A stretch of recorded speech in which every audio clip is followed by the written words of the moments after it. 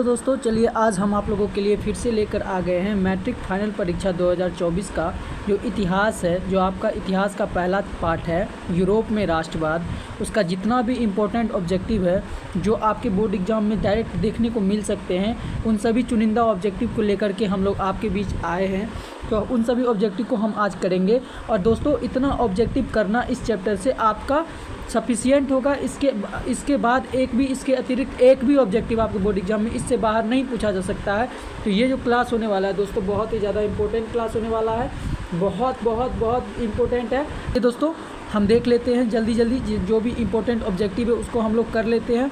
और दोस्तों, ये एक ऐसा क्लास है, अगर आप कुछ भी पढ़ाई नहीं की हो फिर भी अगर आपने इस ऑब्जेक्टिव को पढ़ लिया, अगर आप एग्जाम से एक रात पहले भी इसको अगर पढ़ लिया, तो आपके बोर्ड एग्जाम में डायरेक्ट क्वेश्चन, सटीक क्वेश्चन यहाँ से देखने को मिल सकते हैं। तो चलिए दोस्तों, समय को बर्बाद नहीं करते हुए हम लोग स्टार्ट करते हैं क्लास को।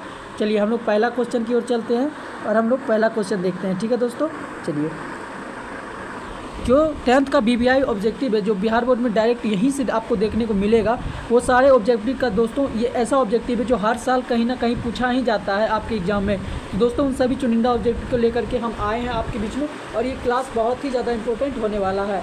और दोस्तों, जो क्लास 10th का आपका एग्ज़ाम होगा उसमें हर सब्जेक्ट का, हर चैप्टर वाइज हम जो है इंपॉर्टेंट ऑब्जेक्टिव कराने वाले हैं। अगर आपने इतना ऑब्जेक्टिव कर लिया, और दोस्तों फालतू का क्वेश्चन हम करके समय बर्बाद नहीं करेंगे, वही क्वेश्चन करेंगे दोस्तों जो डायरेक्ट आपके बोर्ड एग्जाम में आएंगे। ठीक है दोस्तों, तो चलिए हम लोग क्लास को स्टार्ट करते हैं। ठीक है दोस्तों, तो पहला क्वेश्चन जो है हमारा, गैरीबाल्डी पेशे से क्या था। तो गैरीबाल्डी जो है दोस्तों पेशे से क्या था। जो हमारा इटली है, इटली का जो है ये एक बहुत ही बड़ा, बोलते हैं इसको, क्रांतिकारी था।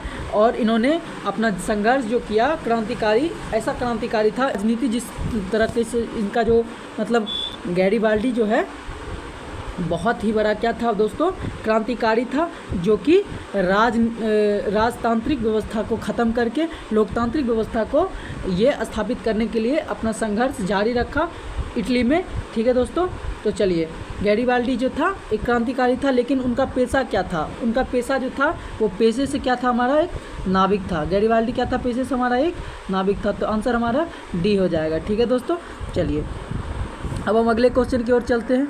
यूरोप का मरीज किसे कहा जाता है। देखिए दोस्तों, ये क्वेश्चन जो है हर बार पूछा जाता है, यूरोप का मरीज किसे कहा जाता है। ये BBI क्वेश्चन है, आपके पास चैप्टर से पूछा ही जाता है कि यूरोप का मरीज किसे कहा जाता है। तो यूरोप का जो मरीज है दोस्तों, तुर्की को कहा जाता है। यूरोप का मरीज तुर्की को कहा जाता है दोस्तों। यहाँ का जो शासक था, तुर्की का जो शासक था, वो एक समय में इतना ज़्यादा क्रूरता करने लगा, मतलब यूरोप में जो तुर्की है वहाँ का जो शासक था, वो एक समय में अपने लोगों पे बहुत ही ज़्यादा अत्याचार करने लगा, तुर्की में बहुत ही ज़्यादा त्राहिमाम करने लगा, जिस वजह से तुर्की को जो है यूरोप का मरीज कहा जाने लगा था। चलिए अब हम तीसरे क्वेश्चन की ओर चलते हैं।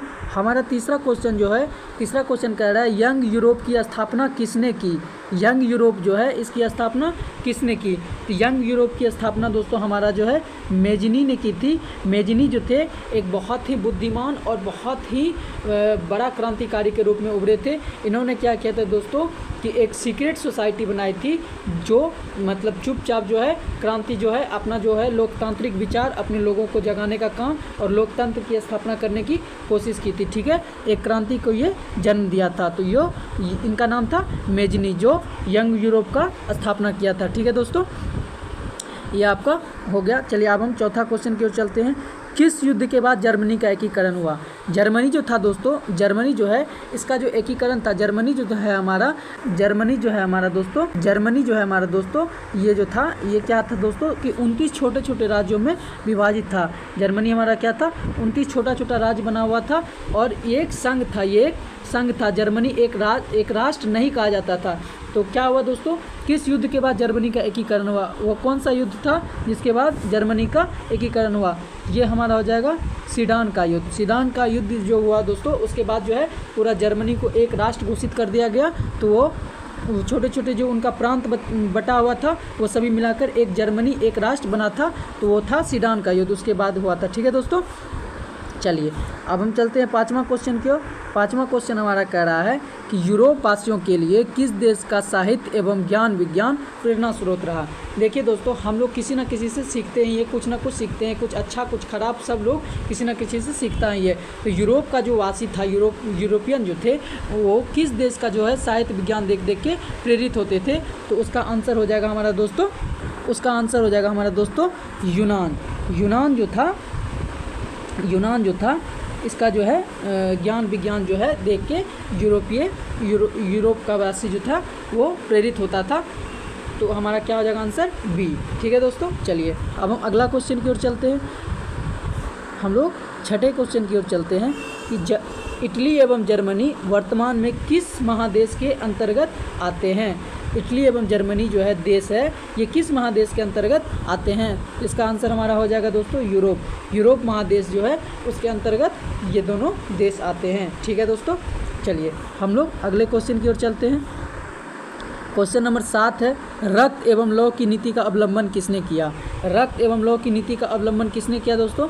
इसका आंसर हमारा हो जाएगा बिस्मार्क ने क्या किया, रक्त एवं लौह की नीति का अवलंबन किया। ठीक है दोस्तों, ये नीति क्या था दोस्तों कि इसमें था कि सेना के द्वारा जो है, शक्ति के द्वारा जो है क्या करना था, जर्मनी का एकीकरण करना था। जर्मनी का जो एकीकरण करना था दोस्तों, वो सैन्य शक्ति के द्वारा यानी सेना का गठन करके जर्मनी का एकीकरण करने का था। तो इस नीति का अवलंबन किसने किया था, तो बिस्मार्क ने किया था। ठीक है, चलिए हम लोग अपने अगले क्वेश्चन की ओर चलते हैं। वियना कांग्रेस के द्वारा फ्रांस में किस शासक वंश की पुनर्स्थापना की थी। तो दोस्तों इसका आंसर हो जाएगा बी, बूर्बो वंश की। ये जो वंश था दोस्तों, ये लगभग समाप्त हो गया था, लेकिन जब वियना कांग्रेस का स्थापना हुआ तो उसके बाद इस जो वंश को जो है ये एक राजशाही वंश टाइप का था।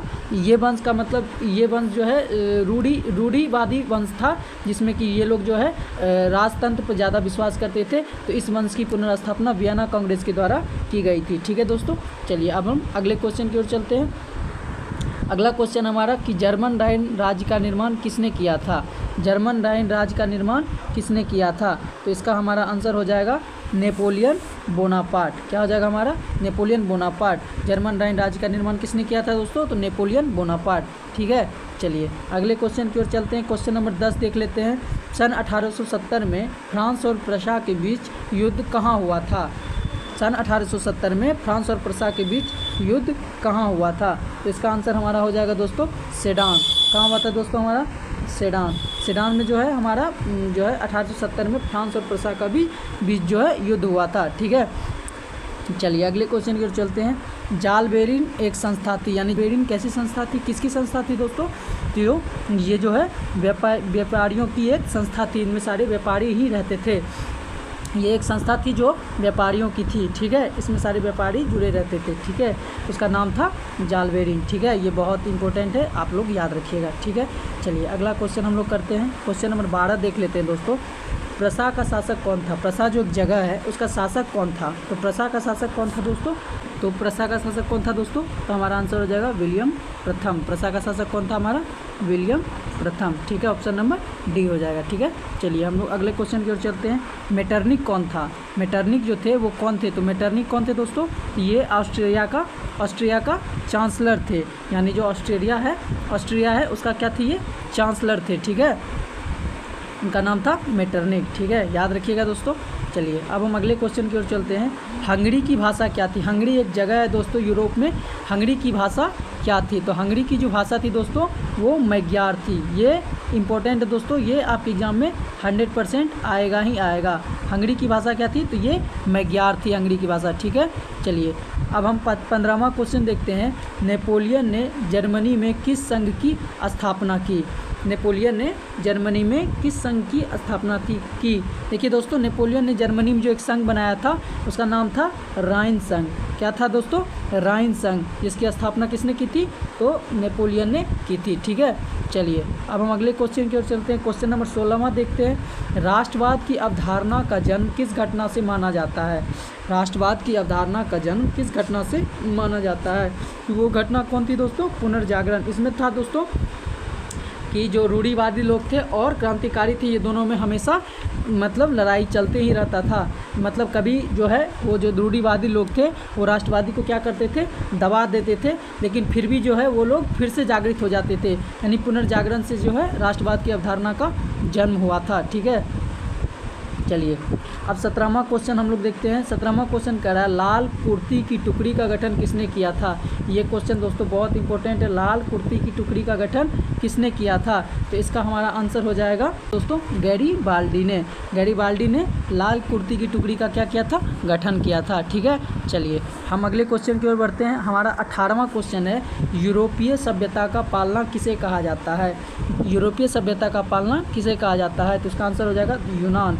यूनान दोस्तों यूरोप का एक जगह है, यूरोप में एक देश है यूनान। वहाँ पे जो है दोस्तों यूरोपीय सभ्यता सबसे ज़्यादा पली बड़ी थी। उसका जो सांस्कृतिक होता है, संस्कृति होता है यूरोप का, वो सबसे ज़्यादा कहाँ पला बड़ा था, तो ये जो था यूनान में पला बड़ा था। इसीलिए यूनान को जो है यूरोपीय सभ्यता का क्या कहा जाता है, पालना कहा जाता है। ठीक है, ये सब बहुत ही ज़्यादा इंपॉर्टेंट क्वेश्चन है, ये हर बार आपके बोर्ड एग्जाम में देखने को मिलेगा। इससे बाहर दोस्तों एक भी क्वेश्चन आपके इस चैप्टर से पूछा ही नहीं जाएगा। आप लोग इतना क्वेश्चन तो ज़रूर ही करके जाएं। ठीक है दोस्तों, बहुत ही ज़्यादा इंपॉर्टेंट है।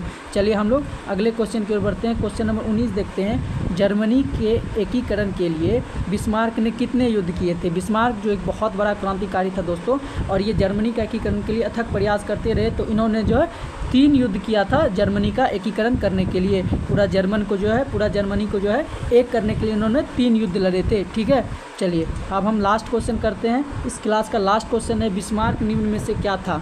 बिस्मार्क जो थे वो निम्न में से क्या थे। तो बिस्मार्क है दोस्तों हमारा बहुत ही बड़े एक कूटनीतिज्ञ थे। बिस्मार्क का कूटनीति विश्व ख्याति प्राप्त है दोस्तों। इसका जो कूटनीति था वो बहुत ही ज़्यादा फेमस था। तो बिस्मार्क जो हमारा निम्न में से क्या था, तो ये कूटनीतिज्ञ था। ठीक है दोस्तों, ये रहा आपका बहुत ही इंपॉर्टेंट क्लास। चलिए दोस्तों, आपके लिए ये बहुत ही ज़्यादा इंपॉर्टेंट क्लास था दोस्तों। इतना ऑब्जेक्टिव इस चैप्टर के लिए पर्याप्त दोस्तों, इससे बाहर आपको एक भी नहीं पूछा जाएगा। तो चलिए हम लोग यहीं पे क्लास को समाप्त करते हैं। इसी तरह दोस्तों हर चैप्टर का, हर सब्जेक्ट का अगर आप चाहते हैं बहुत ही ज़्यादा इंपॉर्टेंट ऑब्जेक्टिव, तो आप हमारे चैनल को सब्सक्राइब कीजिए। ठीक है दोस्तों, मिलते हैं आपसे हम अगले वीडियो में। तब तक के लिए धन्यवाद।